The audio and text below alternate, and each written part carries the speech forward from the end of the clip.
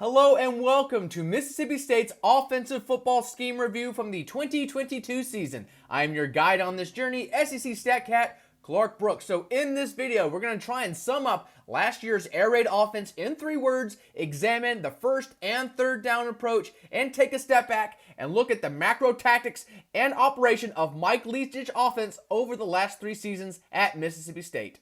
Alright, so the first word that comes to mind when trying to sum up last year's air raid offense is systematic. I mean, even though there were some changes in terms of running the ball a little bit more, this was still a Mike Leach joint, and they still wanted to lean into their underlying philosophy of attack the defense in its most vulnerable areas, whether they be running against vacated box counts, attacking underneath short, or throwing over top of defenders' heads through the air. So, looking at that core set of plays, Mississippi State's inside zone slam read was only outdone by one other SEC offense in terms of play share. And when looking at their top 3 passes, mesh, cross, all verts, they accounted for the top 5 play shares of all pass concepts within the conference last season. Again, Leach was honing in on his core looks to try and bring about the best results. So that has basically morphed this offense into a ball control offense. So that will lead us into our next word, but before we get there, this system has at least helped keep Mississippi State on track. So each of the last 2 years, they have finished above the SEC average in both plays per drive and 3-and-out rate. Plus, they have had back-to-back seasons finishing within the SEC's top 2 in negative play rate and havoc rate allowed. So the pass-happy Pirate system did help bring about a down-to-down philosophy, but the end results, the last 3 seasons, have been muted. That's what happens when you have one of the more prominent check-down Charlies in the conference. Will Rogers has dedicated at least 72% of his passes the last 3 seasons short, meaning 10 yards and in. He's the only SECer to do so. So it should not surprise that his average depth of target has also represented the SEC's floor. His clip the last season was 1.5 yards lower than the next SEC starter in line, Spencer Rattler. So that should just tell you how often he leaned into the short stuff, putting the onus on his receivers to get the yards after the catch. And that operation has led to a bottom 2 explosive play rate each of the last 3 years. So what is an explosive play? A pass that gains at least 20 yards or more, or a run that gains 10 yards or more. In terms of yards per attempt, they have been bottom 4 2 of the last 3 seasons. So yes, definitely a muted approach, especially considering their aversion to using motion. They have been bottom 2 in pre-snap motion and bottom 3 in at-snap motion in 2022. And the final word I'm going to use to sum up the 2022 air raid, obsolete. With Mike Leach's passing, I'm just doubtful we're ever going to see that offensive scheme operate quite like that again. So we know Leach was averse to drop back play action. He was averse to motion. He was averse to RPOs. He was averse to multiple personnel groupings. We have seen his disciples kind of morph and shift the scheme to their liking, using more 11 personnel, under center stuff, more eclectic run staples, but still, how Leach operated things, I just do not see anyone doing it like he did moving forward. Of course, in the late 90s, he was a revolutionary, but it looked like the game had passed him by. Of course, in 2020, it was one of the worst products he ever put on the field. But moving forward, with the new offensive coordinator coming to town and the air raid being scrubbed from the script down in Starkville, I'm just very doubtful that we're going to see something quite like this in college football in the future. Before plotting ahead and examining the first and third down approach from the air raid last year, I wanted to take a step back and examine the Leach tenure the last 3 seasons. So we know 2020 was rough for the air raid. It was arguably the worst season under Leach's command. So with that basically bringing a lot of critics saying that the air raid offense was dead, I called on him to try and develop a little bit more affinity for the tactics he previously had aversion to try and breathe life into his scheme. So how were the results? So one of the first call to actions was just be less static, use more motion, in particular zoom motion. So zoom motion is an offset of jet motion where you are moving when the ball is being snapped. At snap motion, you also see this in jet, orbit, return, shoot motion. But zoom motion, unlike those forms, it will keep the wide receiver on the same side of the formation that he originally aligned to run his route. So this was featured on stuff like shallow, cross, mesh, skipper sail, But all in all, from 2020 to 2021, we saw a massive increase in these zoom motion plays. When using motion, at least in 2020, it helped the down-to-down success rate and yards per attempt. Same was true this previous season. The next thing was setting up deep double moves. When you are doing a lot of short, rinky-dink pass patterns, setting up double moves only comes with the territory trying to counter defenses. So, what were their 4 primary deep double move patterns? The first one that saw the most usage, in my terminology, I called it striker. Essentially, this was a spot and go play. It has seen at least 20 reps each of the last 3 seasons. Then we have fake screen foxes. We had 15 in 2020, and then we increased to at least 20 reps each of the last 2 seasons. So fox fake screens, they are commonly paired opposite cross or on their true patterns where they're trying to set up a fake tunnel screen or swing screen behind the line of scrimmage. Next, we have sting. Sting is a direct answer to shallow paired with mills. So, against 2 deep zones, sometimes you can find a pocket outside the perimeter, but the inconsistency still left plenty to be desired. A 22% success rate last year with a 0% clip this previous season. And then finally, we have skipper sail. Some people refer to this as thumb. I know that's what it's referred to in the Steve Sarkisian era, but we only had 1 rep, 1 sack in 2020. I like to see that volume increased in that regard. It maintained its efficiency unlike its contemporaries. So what about the run game?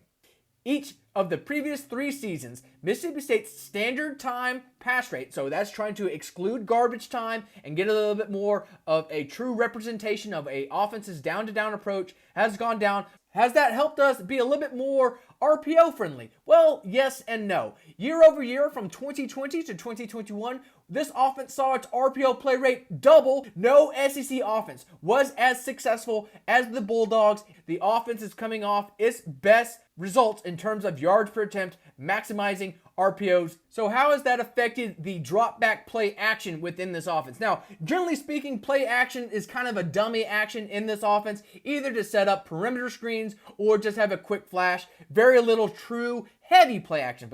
And unfortunately, despite these new tactics trying to unlock more verticality, this was the air raid's most conservative year in terms of throwing passes beyond 20 yards downfield. In fact, this offense's deep pass rate has declined each of the last 3 seasons. So all in all, it was a little bit of a mixed bag, both in terms of getting buy-in from Leach to adopt those tactics and to have his offense execute them when they called upon them. But it's hard to ignore that 2021 was the best season when he used more drop back play action, when he took more prudent shots, when he incorporated more zoom motion by usage and targeted those deep double moves more by usage, in addition to using more RPOs and 20 personnel. So all in all, that resulted in having the second best success rate, negative play rate, havoc rate allowed, and 3 and out rate in the SEC, while finishing on the good side of the conference average in terms of yards per game. So Mississippi State's first down offense again was establishing the pass, but this previous season was its most run-heavy of the Mike Leach tenure in Starkville. Almost a third of their first down plays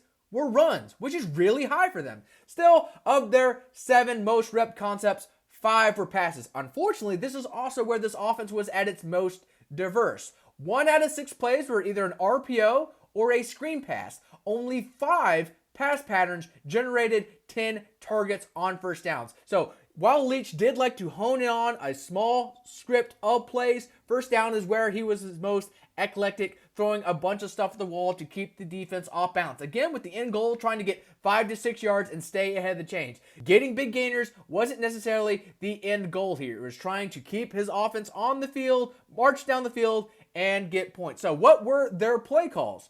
Looking at their primary script, of course, their core run play, inside zone slam read, accounted for over a fifth of their first down play calls. It was the only concept to generate over 20 attempts. But the results, despite being set up to take advantage of undermanned box counts or just get easy yardage that was there, did not live up to its mettle. A 4.9 yards per attempt and only a 44% success rate. And of course, mesh, cross, all verts were Leach staples. They also showed up. While only 3 of those 7 looks crossed the 50% barrier, it did result in this offense still more often than not staying on schedule and plodding forward. on third downs. This offense wanted to convert 3rd-and-1s with its run game, and then when it was anything over 3 yards, take to the skies. I mean, that's just the air raid philosophy right there. So looking at how this offense tried to avoid third downs, only 2 other offenses had a higher early down conversion rate. So that is getting a conversion on either first or second down than Mississippi State this past season. Their average yards to gain on third down was right around the SEC average. So despite the fact that they were bottom 5 in terms of short yardage makeup, so third downs that had at least 3 yards or more to gain, they were at least top 5 in staying out of behind the chains situations. So looking at what their core concepts were, look no further than what their main looks were. Inside zone slant read, mesh, cross, all verts. Those were the only looks to see at least 10 reps on the season, in addition to duo dive and check down. So yes, this is a very check down heavy offense. It is interesting. 0 of those 10 check downs worked when behind the chains. But looking at the short porch tries, inside zone slant read, duo dive, they themselves also left plenty to be desired. Both of them fell below a 46% success rate. And considering the degree of difficulty themselves with the short porches, that is a massive shortcoming for this offensive line to impose its will for this offense and help sustain drives. All right, now let's look under the hood and examine how Mike Leach's core patterns performed this past season. So with all due respect to RPO tunnel screens, smashes, solo curls, and a few other wrinkles within this offense, including sting, skipper, and those multi-breaking moves, we're only going to be focusing on looks that generated a certain amount of targets or generated a certain success rate this past season. So let's get started with their core concept, mesh.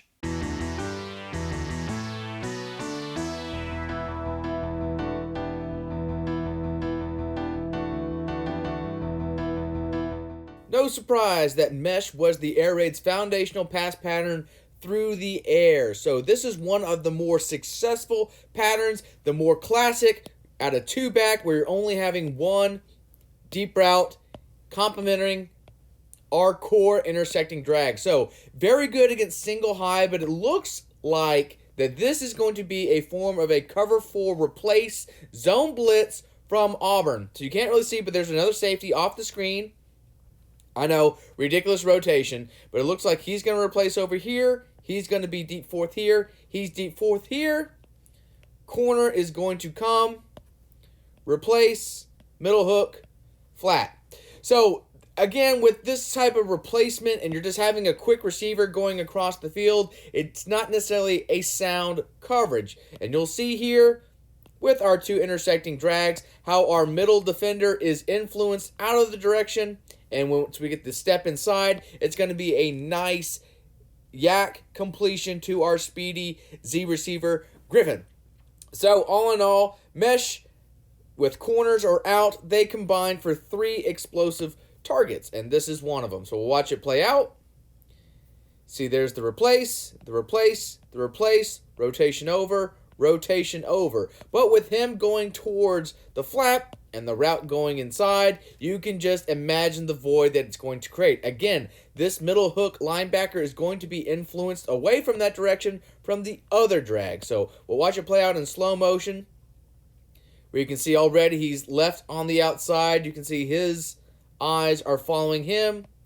This other hook curl defender is going to be pulled out by an alert swing screen. Since there is no obvious pressure like on the other side where he has to stay in the block, he'll just run a quick little flare, get the attention, and then create a whole lot of space for us to catch and run. Here's a version of mesh with the wheelie switch and zoom motion. So this is just getting a little at snap motion and then continuing on your route, as opposed to going on the other side of center. So you're still just getting a little positive inertia like you would on like a shoot motion and escort motion, but you are a route runner. So on the other side of the formation, we're having our other intersecting drag to round out the combo, and the wheelie switch, wheel, post, combo. So this was seen about 25 times, this pattern from this offense this season, for 133 yards, 2 explosives, and around a 46% success rate. Good, not great. This is going to be an example of Auburn bringing 3. It's going to be 4 over 4 coverage. So it's going to be kind of difficult, you would like to think, to find an avenue, but because how there's going to be a little bit of confusion on this side, how this safety stays back, we're going to be able to hit our drag coming from the left side of the formation. So we'll watch it play out just a little bit. Again, this guy drops off towards the flat, but since he is kind of anchored towards the middle of the field, there is our hole right there. So you can see how the safety stays back. 1, 2, 3, 4. 1, 2, 3, 4. 3 rushers. So we'll watch it continue out here. You see how he continues to jump towards the middle of the field, setting into his spot. And with him anchored towards the outside with this running back wheel, he cannot sneak inside and potentially undercut where this drag is coming from. So we'll watch it continue to play out. The other drag will continue to influence our linebacker. And with that, we have a nice void for a completion right there. Even though, yes, you would like to think that with 4 underneath defenders and only 3 short routes that the defense would have this capped, but it's just a nice design of space. Again, 3-man formation towards the field. Anticipate something like that going towards that side of the formation if you are the defense. So with that, we just use the design to find a little space and get north and south. Philosophically speaking, I love pairing mesh with Dagger. You have your single high underneath man beating concept with your 2 high over top seam dig combo that can find wins towards the middle of the field against those types of 2 deep zones. So here is an example, I think, of cover 3 buzz. Again, camera angles don't do us much of a favor, and with how this guy's kind of playing back, I'm awfully confused. But again, if it is going to be a single high coverage and they're going to give us underneath cushion, a drag will come open like it is here. It's going to be a 4-man pressure. Deep third, middle of the field, deep third. You'll see this guy bail out, this guy bail out, he bail out, and then he follow another drag across the formation, attempting to cap it. Again, in the conference, you can see the outside guy be the mesher, but predominantly within this offense, it was the 2 middleman being the 2 intersecting drags. Across the conference, not particularly too successful. And within this offense, it generated a 46% success rate when either of these 2 concepts were paired together. So only 1 explosive target, and we're about to see it thanks to a yak gain. So again, only a 4-man rush, not the best job of pass blocking, especially on the right side here as they get a pressure. But with all that void on the perimeter, it's an easy pitch and catch scenario against the single high zone coverage. Again, that is one of our flat defenders, and you can see the verticality that he gets respecting that 2-man seam dig combo. Has him back on his heels, turns his shoulders towards the outside, not paying attention to where the drag is coming from. So we can see from the other another vantage point how that plays out. Underneath defender, skip ahead a little bit. There's our buzz safety following this drag across the formation. And as you can imagine, with that much cushion, respecting the verticality of the Dagger concept, a whole lot of room for us to turn a 3-yard depth of target into an explosive completion.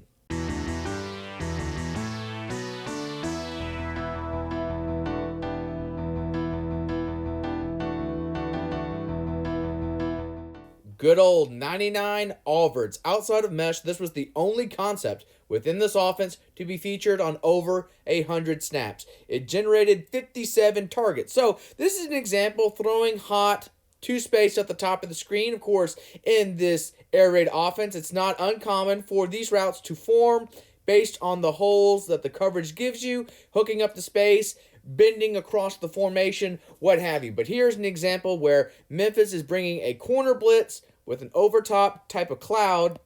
And with that, pitch and catch, and we're going to turn it into a yak situation. So there were 8 reps where someone curled up the space. There were 9 reps with a shallow route or something like that from the interior. 7 others with an option route, whether that be a slant, out, or hook up to space. And a huge chunk of checkdowns. 30 checkdowns across the 104 featured snaps. A sizable chunk indeed. But still, like I said, this is an example of us just taking what the defense is giving us, throwing quickly out towards the flat. So 10 explosive completions on the season, and this is one of them. So nothing overly complicated than just getting the ball in your playmaker's hands quick against pressure. So again, with the single high type of deal here, 1, 2, 3, 3 underneath, 5 blitzers.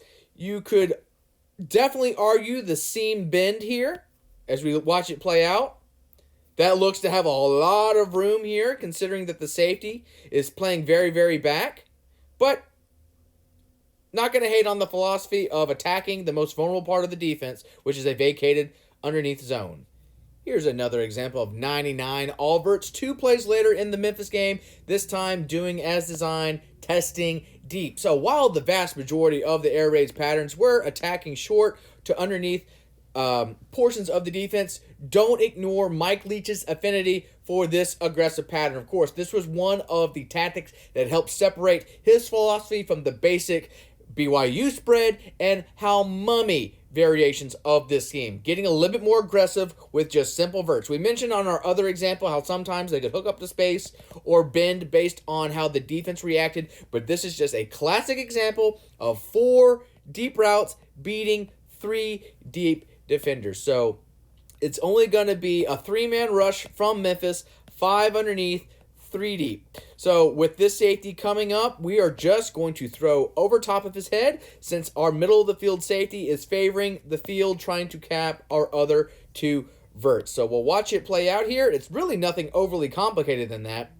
But you can see with him coming up, him respecting the verticality of both of these guys, he can't necessarily snap it off right away, so he's held in place by our other vertical, and even though this guy does recognize he is going to be beat, it's just way too late of recognition for him to recover. Again, our middle of the field safety was pulled out of position from him capping that route, and it's a very nice timing throw from Will Rogers to hit our middle seam. So again, across its 57 targets, 10 went for 20 yards or more. So while checkdowns had a sizable chunk of the targets and, usage from this concept, it's nice to see from time to time this offense could still take the top off the defense or find a nice completion down the seam against single high coverages.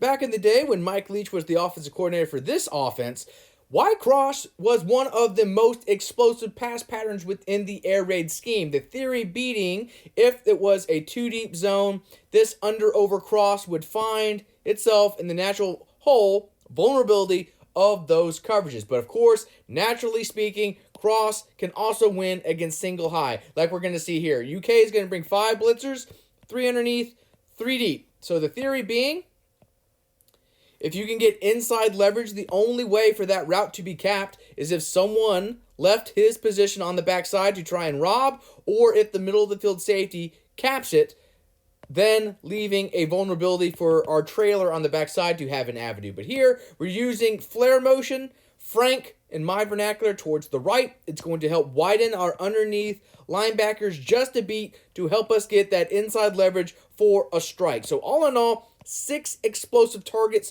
across its 53 on the year. Not necessarily too incendiary, but this is a nice example that goes for 30 yards. So on the other side of the formation, slice, Ohio, an easy high-low type of read, commonly paired with this concept, 15 snaps. We also saw, the fake screen Fox, where he's acting like he's going to set up a tunnel screen before continuing on his merry way up the sideline, in addition to various smashes like this, and shooter, just a vert curl combo. So, the shooter was often featured with zip motion, just repositioning really quickly, or sometimes zoom motion like we saw in our previous example, at snap motion before morphing back into a downfield route. But either way, slice concept is not going to come into the design on this play. We're going to focus on our main combo. Like I said, because of how our flare motion widens our underneath linebackers, and we just go right in towards the void of the field, in the middle of the field, with our safety playing back. So we'll watch it play out. pulled, going exactly the opposite direction where they are working towards. And like I said, it's just nothing overly complicated on this route. Just give it to our playmaker, let him do work against the single high type of coverage. For many, many years, wide cross was a staple within the air raid offense, and I think it's a little bit of poetic justice that it wound up as Mike Leach's final play call through the air. So this is going to be an example of a coverage bust. I don't know if this is going to be cover 6 or if this is supposed to be cover 4, but we'll see how our overtop safety has a complete bust. So we'll watch it play out. Usually you'll see the main concept targeted, but don't rule out that one-on-one operation on the outside if there's no help over top. So from 2-back set, we're going to have a little bit of running back swing screen, and that is going to get the attention of our field corner to come up. And even though you can't see from this vantage point, our field safety's feet are going to be a little flat, perhaps a little occupied or concerned with that cross coming from the other side of the formation. Either way, no one is going to be able to cover, as you can see, our deep route here. So we'll do the all 22 just to show off this bust. So again, in theory, if this is cover 6, it's trying to mesh ideas between cover 2 and cover 4 together, but you're still going to get a single high coverage despite meshing 2 deep zone looks. So in cover 6, if it is cover 6, you would have cover 2 to one side of the formation and cover 4 towards the other side. Still, you're getting a single high look with 3 deep defenders. So with that, you would like to think that this safety would help over top. But if it is cover 4, he would have a little bit more inside leverage, leaving this guy on an island. So once he bumps up, like we saw, and him having attention towards this route coming from the other side of the formation, it leaves no one. Again, if he was anticipating a deep relationship, it should just be one-on-one. And if it was cover 4, like our previous example articulated, this under-over cross typically finds itself wide open in the void of the coverage. And he kind of does here. We'll watch it play out. Again, peeking up, looking towards the other side of the formation. No one's going to eventually have him capped. But if we let it play through, once we get a little bit depth here, there is a throwing lane, absolutely, for our cross, but it's really tough to pass up that wide open vertical route when it presents itself.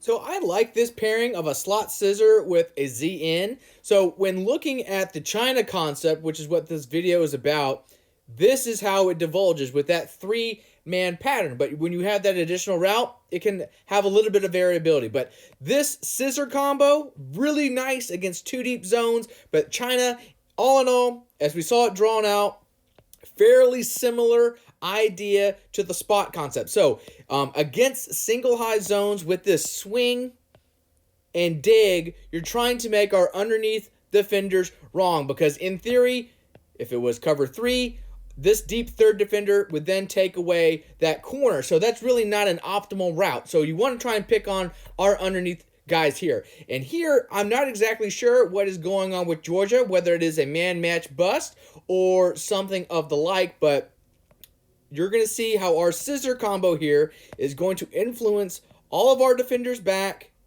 Again, he's already going to be back, and no one is going to be left to take away our little in route towards the middle of the field. So even though the scissor combo obviously helped provide a little bit more verticality towards this concept, when this China route was targeted 0 completions over 13 yards. So we had 31 reps of this pairings. The China generated 21 targets for only 57 yards. That is not a lot whatsoever. Definitely a rinky-dinky pass pattern within this offense. So we'll watch it play out, and we'll talk about another form of China that also showed up in this offense. So again, you can see a little quick in here with our corner, post, influencing the defense back where there is no one left in this void. So this is an instance due to pressure from the field.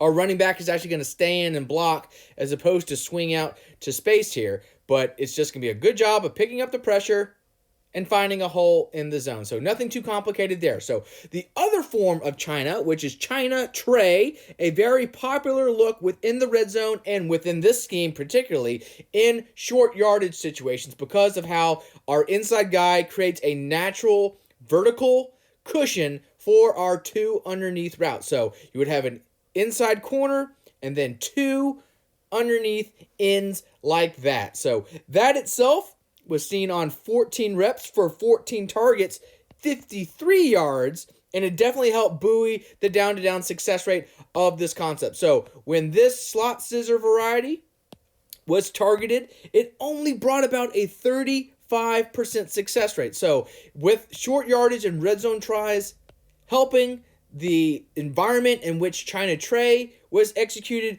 a 64% success rate by comparison. So again, we'll watch it play out with this China slot scissor combo, with our scissor influencing our defense back to take advantage with our quick in inside.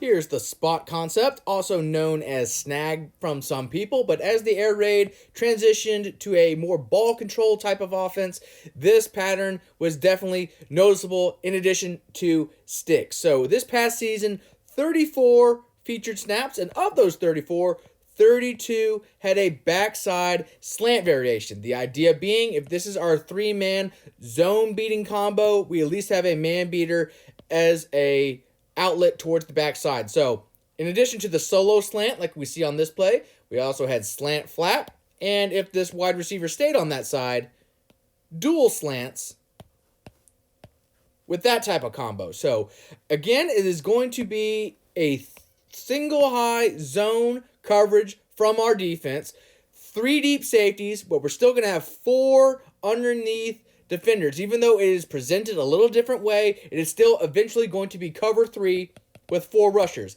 And since it is a single high,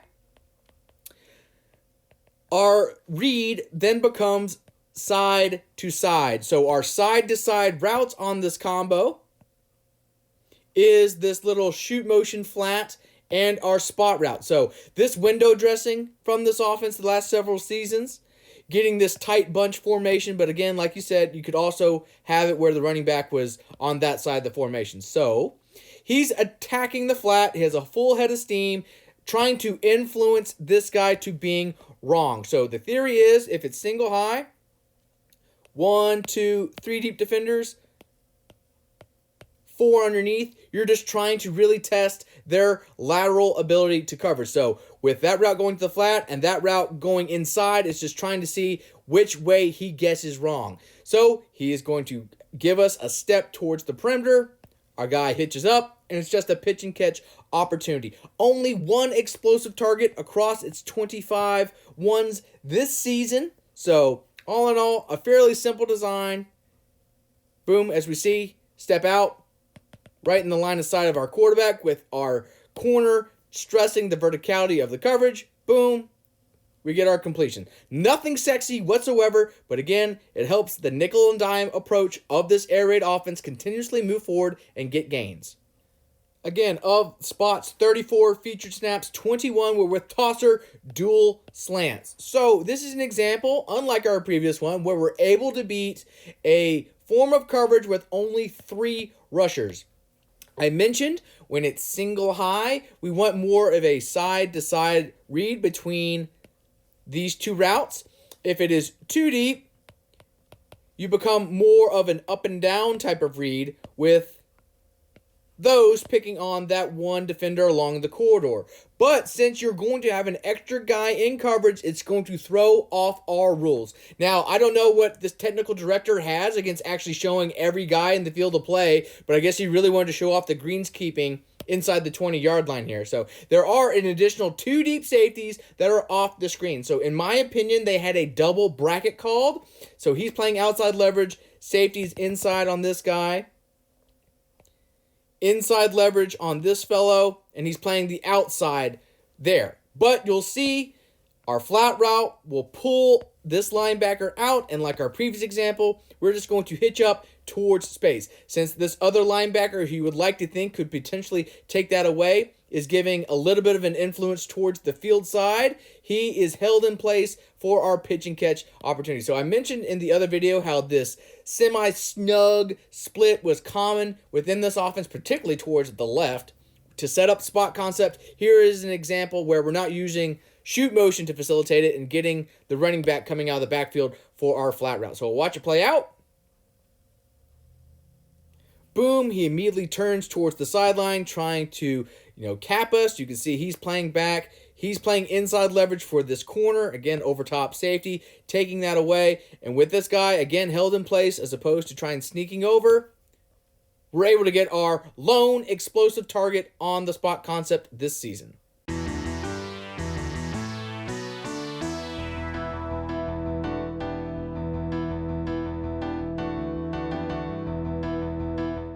This stick concept, a very common route pattern to see to start a set of downs and get an easy, manageable completion and set yourself up for later opportunities. So very similar to the spot concept that we just drew up. We're just, instead of having kind of a swapped orientation inside and out with a hitch to space, a vertical route, and someone attacking the flat, it's just a little bit more conventional where no one crosses the stream. So we have our vertical, hitch to space, and our flat route. So with that, the read is going to be the same when it is single high.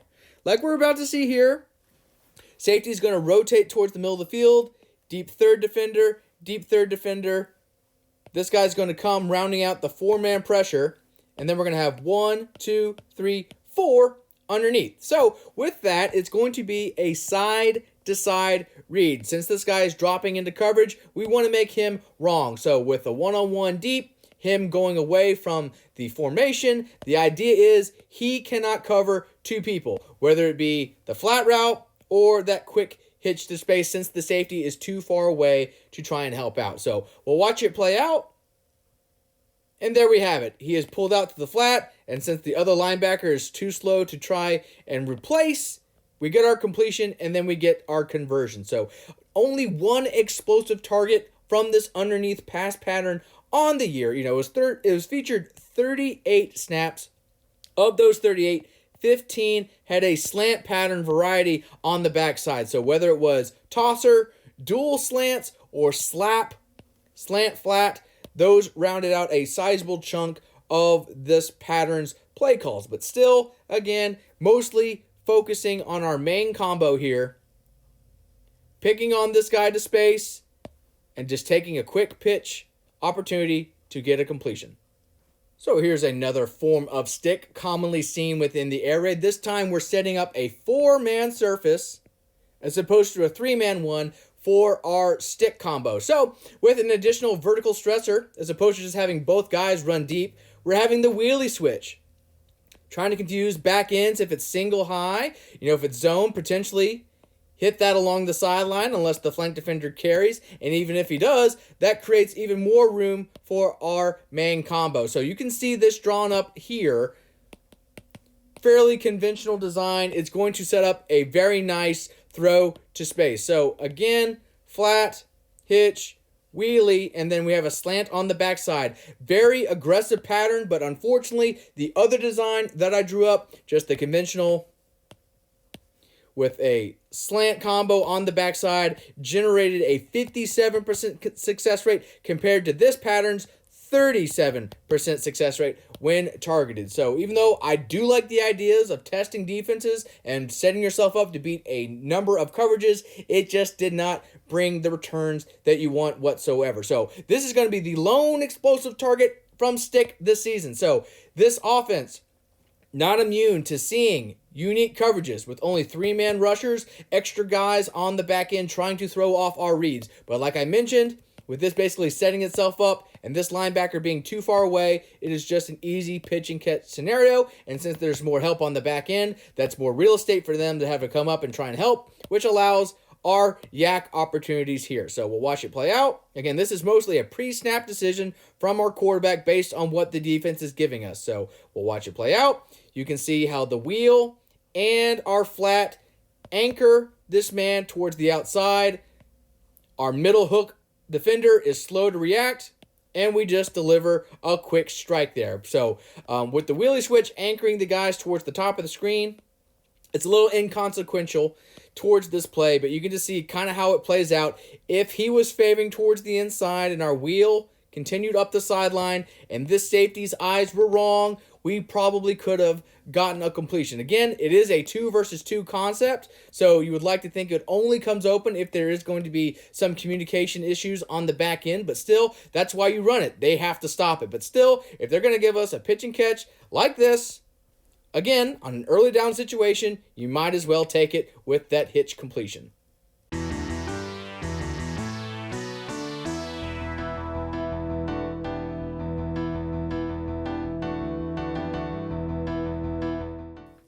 All right, this is going to be a little bit more of a broad video because solo slants were featured in various ways from this offense. So, they can find themselves in the middle of patterns by themselves, opposite three-man combos. All in all, they were featured on 58 snaps from the air raid this past season. So 19 reps opposite stick, 19 reps opposite China. If it was our design or if it was that China. So obviously, it's a good man beater opposite a three-man zone beating combo. Gives you an out no matter what coverage you are presented. So here, though, it's an instance of incorporating it in the middle of our concept. So I don't know what Leach ended up calling this, but in my vernacular, I settled on Y Sling. I saw LSU featured this a few years ago, but basically it's an inside slant. And then on the outside, you have a rub variation with a fade slant as well. But since this is more kind of isolated by itself towards the middle of the field, that's why it is charted as a solo slant. So opposite it, it's a fairly unique thing within this air raid offense. We have a running back swing screen with our X receiver blocking, and it's always towards the left. The last 3 years, always towards the left. Previously seeing this look, it was this swing screen with a slot follow type of thing. So a drag or sit to space followed by a kind of a cross thing there. But for whatever reason, they switched it up for this sling design. So this is going to be an instance of having 6 underneath defenders and 2 deep. Again, this offense not immune to seeing extra guys drop back, especially from a very savvy Illinois defense from this past season. So a little bit of a bear mug look, but we're going to have both of our edges drop out. Cover 2 corners are going to come up. We're going to have 2 deep safeties. One guy's off the screen. This guy's going to bail back. And then our other underneath defenders are going to be rounded out by these guys. So it's going to throw off our timing just a little bit with this guy flashing and getting ahead of our break. It's going to throw off our trajectory. And then once we hit our break, we're going to accidentally collide with another linebacker. But fortunately for us, he does not keep carrying or shift to match where Will Rogers' eyes goes, and it's going to be a good completion. So even though they are trying to definitely load up on something short, 3rd and 6, air raid offense, in this area of the field, potentially 4-down territory, definitely try and take away the short stuff. But here you can see him undercut us, and we're running right into him. But we still find our void because of how the safety was back and how the left side of the formation was occupied by this swing screen. So again, watch how fast this guy completely bails out while gaining depth. All eyes away from where we're eventually going to target for our window here. So again, solo slants featured in various ways, whether it was the spot concept, whether it was China's, or even sometimes vertical routes.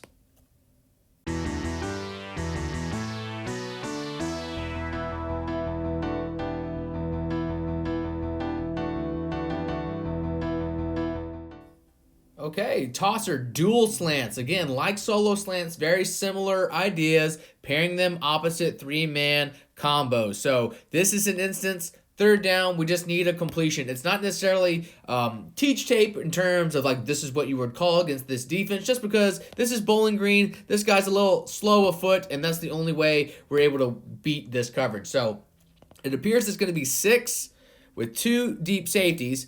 So we are running stick towards the field, but the defense is definitely favoring stopping that combo. So with our middle linebacker flowing towards the field, it at least gives us a lot of space to operate with our slow linebacker. But you would like to think, if our route is running right there, all he has to do to take it away is move a yard towards the line of scrimmage. But he loses ground, and he's slow to recover, and we get our yard to gain that way. So again, opposite stick, 17 snaps. Opposite the spot concept, it's a very similar idea on 21 snaps. Literally all rinky-dinky results. This was the longest completion of tosser all season long. So no gains over 10 yards, but it was fairly consistent, obviously, because how it's designed to just beat man-on-man coverage. Okay, so when targeted, half of them did work across our meaningful minute sample just because of the easy design involved.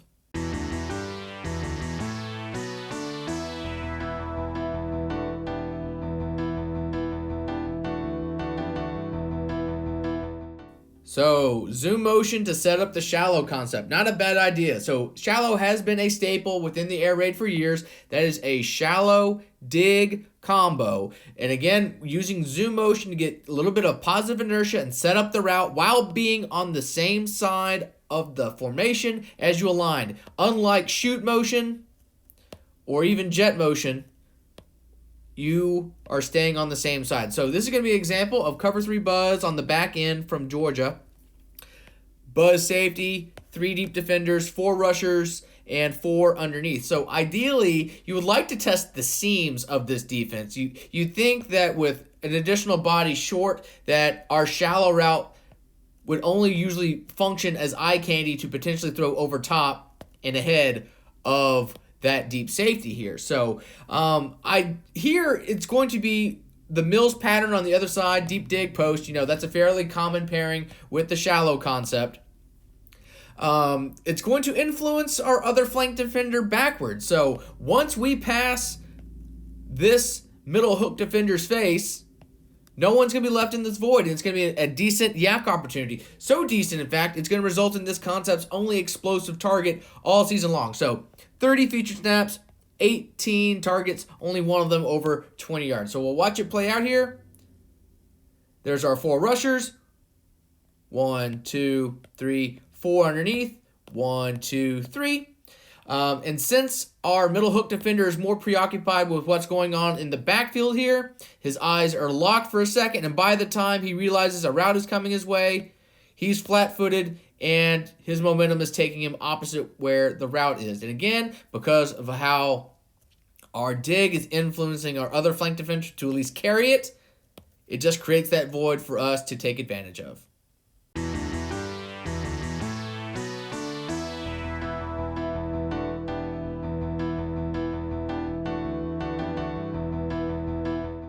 All right, we've talked about the mesh concept. Now it's time to talk about one of its top pairings, Dagger. Dagger was featured on 29 snaps, and its vast majority was with mesh. The only other thing it was predominantly featured with was with cross from a 3x1 set. So on a traditional cross pattern, you would have something like that.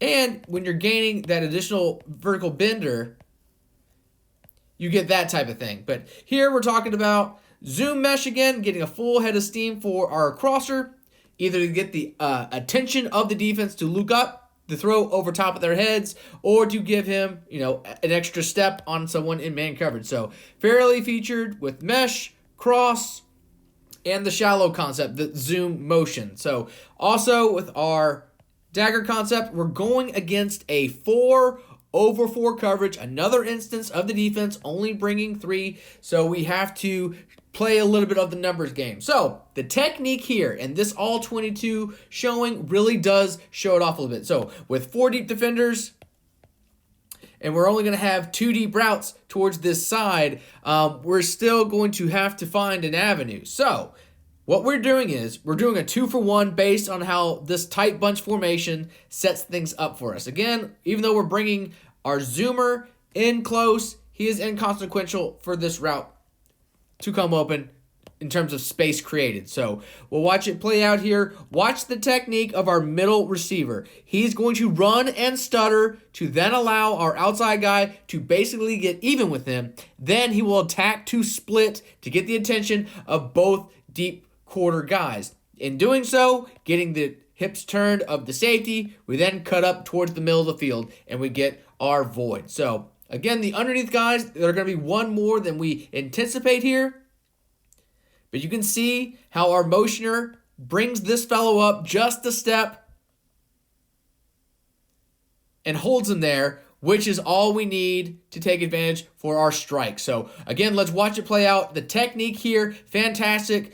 I think Leach called this snake, but how he kind of slows down, allows the outside guy to ride his hip, and then he splits the quarters defenders, getting the attention of both before our dig goes over top these underneath defenders, which one of them is at least pulled out by that zoom motion action.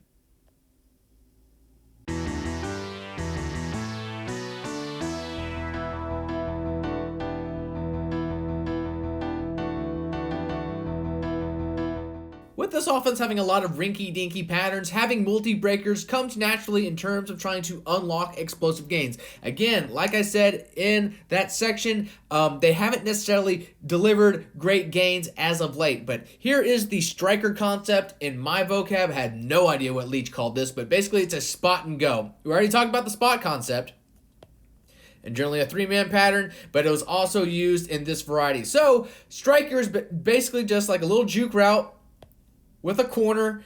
In the past, it has been one of Leach's designs to go to when behind the chain. So this was featured on 20 snaps this past season, 14 of them in those situations behind the chain. So this is going to be 2 explosive completions, both of them to ducking. This one's going to go for 6 points. So we'll motion over Williams, widens the defense a little bit. On the opposite side of the formation, you would either see a true smash or a smash fade, that slot fade type of thing. So also very common if this was run towards the left side of the formation here where the running back is aligned, having him run a quick angle out of the backfield in addition to that spot and go corner. So for years, it threw me off this being a trail concept because he would be your hot route. He's your vertical stressor. And then he would be your trailer because they would be over top of each other. But basically, the angle just came in play when he had no one else to block and as an additional ploy to invite the defense up and hopefully throw over top. So again, towards the right side of the formation here, it's going to be an example of only a 3-man rush. So we have to kind of manipulate the coverage a little bit. You'll see with this guy sagging, this guy back, what we're going to do, the spot holds these guys back, and with the vertical corner occupying this fellow, we're then just going to shoot right on by and take advantage of this void right here. So we'll watch it play out. Again, eyes on me as we're slowing down. Once they change and perhaps shift over, that's when we continue vertically and take advantage of the multi-break opportunity. Okay, so we're going to see it from all 22 here. Yeah, celebrate. So you'll get the idea. Even with the 3-deep safety look, we're able to just turn this into a 2-on-3 and trying to make somebody wrong. So once we do that, holding this guy vertically and having these guys both focus short and this guy focus towards the other side of the formation, we get our explosive.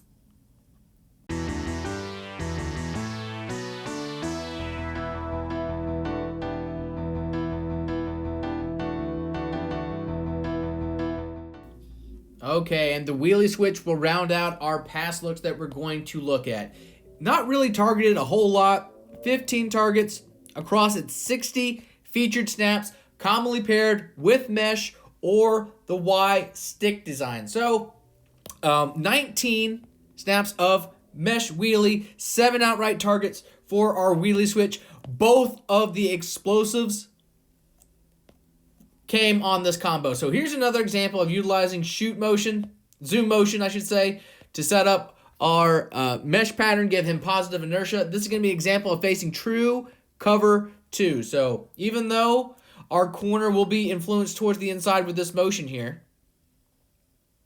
He's still going to settle out towards the flat. And in doing so, that leaves him over here. There's going to be a safety outside of our perspective here who has a deep half, in addition to him having a deep half, and these being our 3 underneath defenders. But with the zoom motion,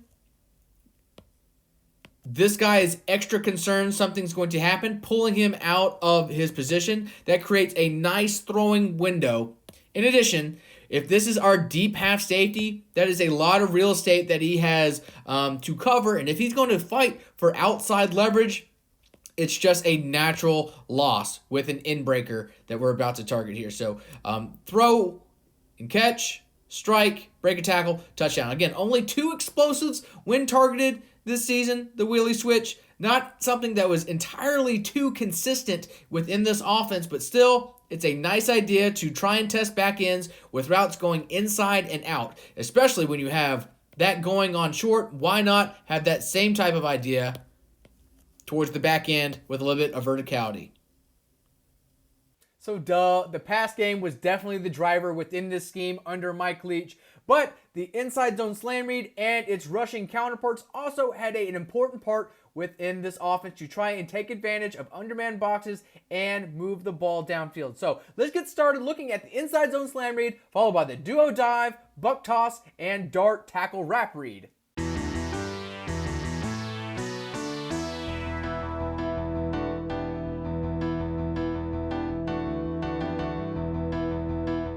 The inside zone read, or just inside zone, was the core run look within the air raid the last several seasons. Of course, they used it to take advantage of vacated box counts or just get short porch conversions on late downs. So here is an example with an RPO. In our meaningful minute sample, of the 121 attempts, only 21 were RPOs. But this is going to be a great gain, and even though it's not exactly teach tape, I wanted to at least share it because of the end result. So, in man on the line is our read guy. Not that Will Rogers was much of a threat to keep. Again, he has 1 career keep, and it was in last year's Egg Bowl that went for a loss near the goal line. Not part of his A game. But on the in man on the line of scrimmage, we're going to whiff here, even though we're going to have a fairly decent job on the inside here. But since he hangs tough in his gap, it's a clear decision to hand it off. You can't exactly see here because of the vantage point that this technical director is showing this game, but there's also 2 deep safeties. And no matter the scheme, even if you don't have necessarily the most statuesque quarterback, most offensive coordinators will tell their quarterbacks just to hand that ball off if it's too deep. Take advantage of that vacated box count with the guy who is supposed to be our best ball carrier. So that's the type of idea. And you'll see here, we'll get a whiff here, and this safety does a fantastic job screaming down to make things difficult, but it's going to be a fantastic effort from our ball carrier, Mark. So we whiff at the point of attack. He's already having to stifle his original run flow and get wide, and once he then outruns our edge, like I said, that's where our collapsing safety is there and waiting. So what is we do? We then get north and south and try and blow by and arm tackle. So we know how that's going to go. How about our other combos? Do they do a decent job? Yeah, we'll see. So I actually think that the front side job does a fairly good job. We collapse down and then get to the second level. And just because of the might on the backside, basically just doubling this guy, we don't even worry about number 6. We knock them down, and there is a chain reaction that knocks other guys down. So it prevents anybody being a help defender once we can get by the first line of defense. And then we race towards the end zone. So we'll see it again from this vantage point here. Just a fairly poor rep from our left tackle, almost a great job from our safety, but the effort and vision from our ball carrier make it, in addition to getting that combo to go there. So here's a straight example of the slam read. So yes, Will Rogers, not a threat to keep it, but he was instructed, I'm sure, with 2 deep shells just to hand that puppy off, especially if there's only 5 guys in the box. So doing our math, 1, 2, 3, 4, 5, 6 offensive players. That should be advantage for us, even with Will Rogers not a threat. So it's going to be a really good example of wide receiver blocking towards the top of the screen. You'll see how he'll drive his face mask through the breastplate of that defensive back. And also on the right side, we're going to eventually seal our edge. And even though we don't keep our footing, we do seal our defenders inside. We do lose a numbers advantage. It's going to be a 2-for-1 on this nose, but how this linebacker flows away from the direction of the run, we're able to maintain our advantage. So we'll watch it play out. Again, great example at the top of the screen. Watch the effort to seal him and then watch the drive through that guy right away. Nice job being a barrier between him and the ball carrier. 6 or 7 yards for forward touch before we can add on the back end. So this is a straight rep. Again, 121 reps in our sample. The reps without RPOs, the 100. Fairly modest returns with only a 4.7 yards per attempt and a 46% success rate. But it was a decent aspect of this offense to keep opponents honest and test vacated boxes from time to time.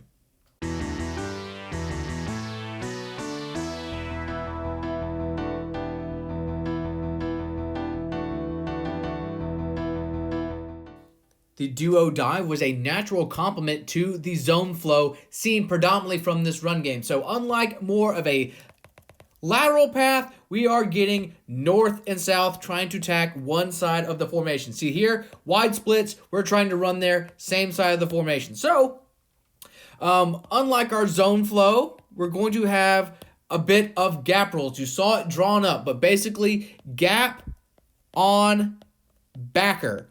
So gap meaning we're putting our ass in the hole, being a barrier between us and the defender where we're trying to run the ball. Both of our high wall tackles take that on. Next, on. Is anybody covered? Yes, our center. Same rules. We're going to block him, but try and put our ass in the hole. And then our other 2 guards, backer, the last 2 rules, going straight up to the second level. But you'll see on this side, as opposed to trying reaching him like that on a play side zone, both of these guys do that. Again, quarterback, you'll notice he doesn't have an open gate. He will turn his shoulders and get perpendicular. Why is that? He wants to influence that north-south path to attack that side of center. So we'll watch it play out.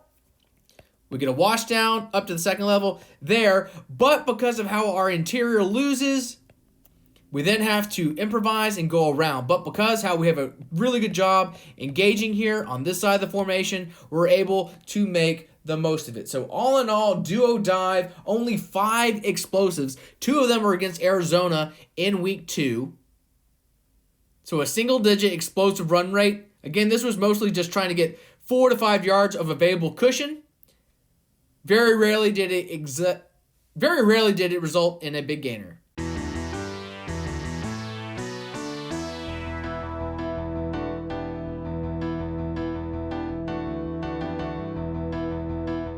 The buck toss, it rounded out this run game. 25 reps this season. 4 were miscategorized as a forward toss, giving Will Rogers a little padded completion number. So we're coming out of break here. This is a down usually to test the vacated voids of undermanned boxes with an inside zone. But the natural complement to that, when the defense is expecting something inside, run outside. And you can see from this alignment, look at all that space, assuming we can get a hat on a hat and potentially get a puller engaged, sealing everything off here. So we'll skip forward just a few frames. There we go. So there is our right tackle. There is our center. There is our left tackle. So buck toss. Buck, in my terminology, we're pulling both guards towards the perimeter. So when we get a play side seal from our right tackle, our right guard is able to snake up and be our first trapper or edge setter. But here we're wrapping up towards the inside, trying to seal them.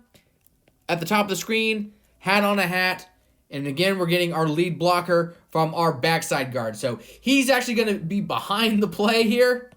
Not necessarily where you want to be, but it's going to be another fantastic job from our ball carrier to cut to space and turn this into an explosive. So this was the best carry from a buck toss this season. So forgive me for, this transition being included, but since it was the best rep, I wanted to In addition to this, 2 other explosive carries. So 12% of its reps went for at least 10 yards. So ideally, you would like our left guard to wrap up and lead block and engage on this safety, but since he's a little slow, it doesn't really work out. But everything else goes as designed. We seal them inside, and our puller seals them inside with our receivers occupying up there. So again, a nice little compliment to this inside zone run game with the buck toss.